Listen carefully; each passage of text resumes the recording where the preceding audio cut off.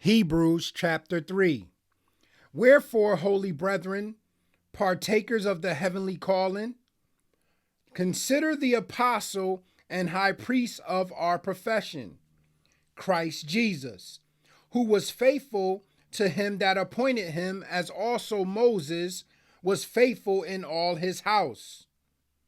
For this man was counted worthy of more glory than Moses, inasmuch as he who hath builded the house hath more honor than the house. For every house is builded by some man, but he that built all things is God. And Moses verily was faithful in all his house as a servant, for a testimony of those things which were to be spoken after. But Christ as a son over his own house, whose house are we, if we hold fast the confidence and the rejoicing of the hope firm unto the end. Wherefore, as the Holy Ghost saith, today if ye will hear his voice, harden not your hearts, as in the provocation in the day of temptation in the wilderness, when your fathers tempted me, proved me, and saw my works 40 years. Wherefore I was grieved with that generation, and said, they do always err in their heart, and they have not known my ways. So I swear in my wrath, they shall not enter into my rest. Take heed, brethren, lest there be in any of you an evil heart of unbelief, in departing from the living God. But exhort one another daily while it is called today, lest any of you be hardened through the deceitfulness of sin. For we are made partakers of Christ if we hold the beginning of our confidence steadfast unto the end. While it is said, today if ye will hear his voice, harden not your hearts as in the provocation. For some, when they had heard, did provoke. Howbeit, not all that came out of Egypt by Moses. But with whom was he grieved 40 years? Was it not with them that had sinned, whose carcasses fell in the wilderness? And to whom sware he that they should not enter into his rest, but to them that believed not? So we see that they could not enter in because of unbelief. Hebrews chapter 4. Let us therefore fear, lest a promise being left us of entering into his rest, any of you should seem to come short of it.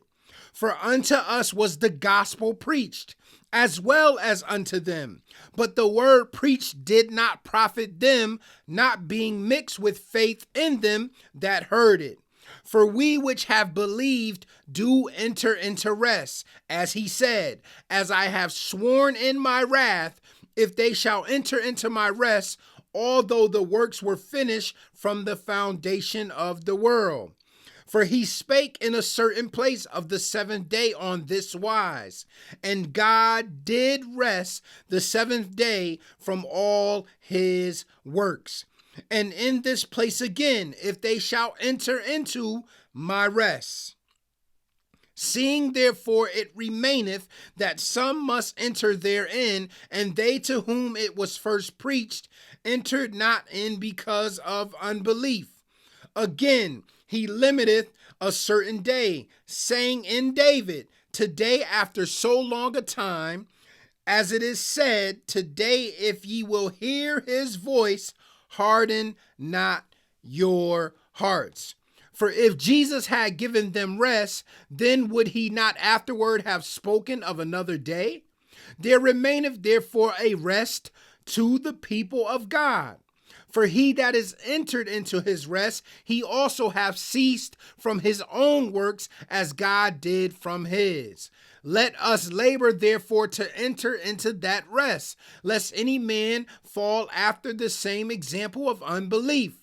For the word of God is quick and powerful, and sharper than any two-edged sword, piercing even to the dividing asunder of soul and spirit, and of the joints and marrow, and is a discerner of the thoughts and intents of the heart. Neither is there any creature that is not manifest in his sight, but all things are naked and opened unto the eyes of him with whom we have to do. Seeing then that we have a great high priest that is passed into the heaven, Jesus the Son of God, let us hold fast our profession. For we have not a high priest which cannot be touched with the feeling of our infirmities, but was in all points tempted, like as we are, yet without sin. Let us therefore come boldly unto the throne of grace, that we may obtain mercy and find grace to help in time of need. Hebrews chapter 5.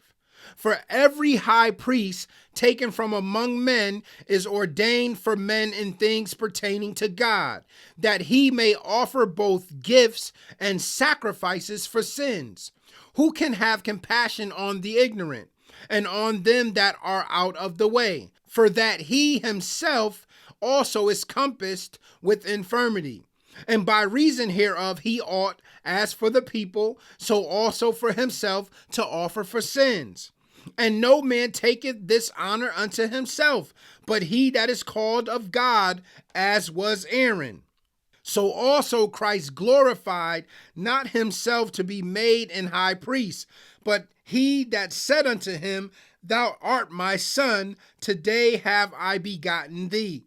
As he saith also in another place, Thou art a priest forever after the order of Melchizedek, who in the days of his flesh, when he had offered up prayers and supplications with strong crying and tears unto him that was able to save him from death, and was heard in that he feared.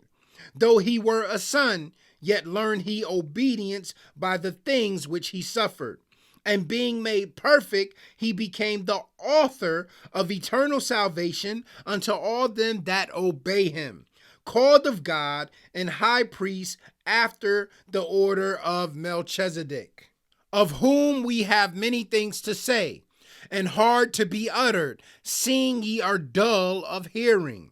For when for the time ye ought to be teachers, ye have need that one teach you again, which be the first principles of the oracles of God, and are become such as have need of milk and not of strong meat. For everyone that useth milk is unskillful in the word of righteousness, for he is a babe. But strong meat belongeth to them that are of full age, even those who by reason of use have their senses exercised to discern both good and evil. Hebrews chapter 6. Therefore, leaving the principles of the doctrine of Christ, let us go on unto perfection, not laying again the foundation of repentance from dead works and of faith toward God, of the doctrine of baptisms, and of laying on of hands, and of resurrection of the dead, and of eternal judgment. And this will we do if God permit. For it is impossible for those who were once enlightened and have tasted of the heavenly gift and were made partakers of the Holy Ghost and have tasted the good word of God and the powers of the world to come, if they shall fall away, to renew them again unto repentance, seeing they crucify to themselves the Son of God afresh and put him to an open shame. For the earth which drinketh in the rain that cometh oft upon it, and bringeth forth herbs meet for them by whom it is dressed, receiveth blessing from God. But that which beareth thorns and briars is rejected, and is nigh unto cursing, whose end is to be burned. But, beloved, we are persuaded better things of you, and things that accompany salvation, though we thus speak. For God is not unrighteous to forget your work and labor of love, which ye have showed toward his name, in that ye have ministered to the saints and do minister. And we desire that every one of you do shew the same diligence to the full assurance of hope unto the end, that ye be not slothful, but followers of them who through faith and patience inherit the promises. For when God made promise to Abraham, because he could swear by no greater, he sware by himself, saying, surely blessing I will bless thee, and multiplying I will multiply thee. And so after he had patiently endured, he obtained the promise. For men verily swear by the greater, and an oath for confirmation is to them an end of all strife. Wherein God, willing more abundantly to show unto the heirs of promise the immutability of his counsel, confirmed it by an oath, that by two immutable things in which it was impossible for God to lie, we might have a strong consolation, who have fled for refuge to lay hold upon the hope set before us. Which hope we have as an anchor of the soul, both sure and steadfast, and which entereth into that within the veil, whither the forerunner is for us entered, even Jesus, made an high priest forever after the order of Melchizedek. And we know that the beautiful word of the Lord is already blessed. Until tomorrow, guys, I love you. Shalom.